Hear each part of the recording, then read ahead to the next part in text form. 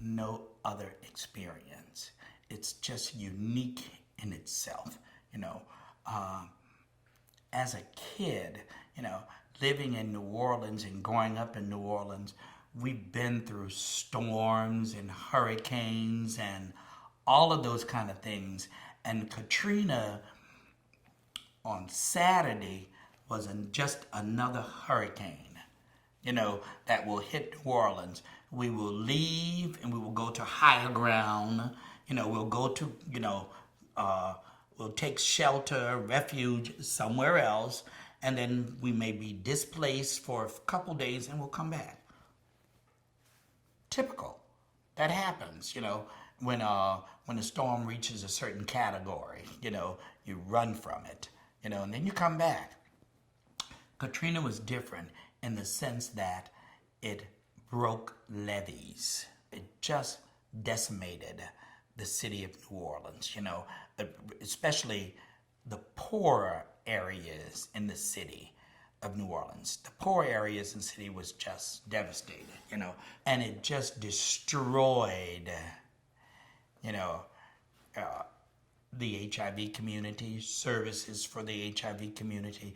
These were people who were used to getting services at a certain place, who had already established, you know, how they were going to get services, where they would get them from, and who they would get them from, you know, and to, you know, and it was all just set up, you know, and to be displaced and moved to some place where you have no idea where you are and how to start. You know, some of these people couldn't read and didn't understand any of these things. Because where we were located, our agency didn't sustain any damage. A lot of the other agencies did. Ours didn't, which meant a lot of people who weren't clients of ours were now coming to our agency. So we got some more money to provide some services.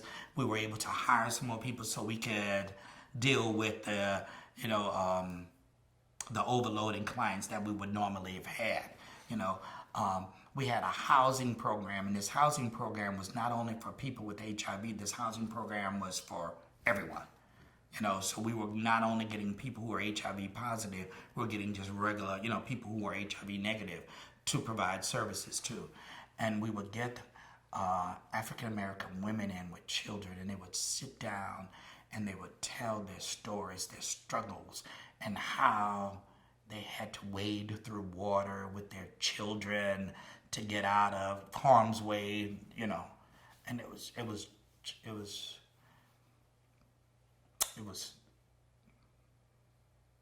bad.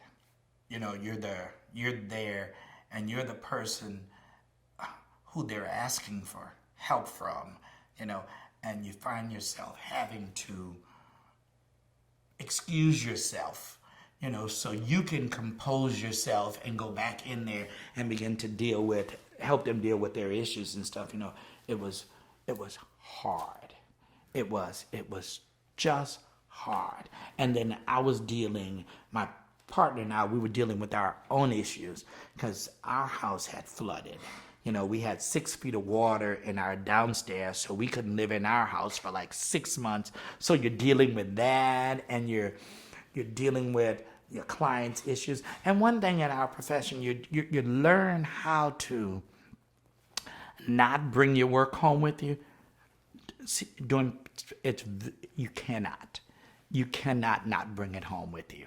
You know, you cannot. It was just awful. You know, it was bad. It was bad. Yeah. And it looked like no one understood, you know, the devastation and the gravity of this. You know, no one understood.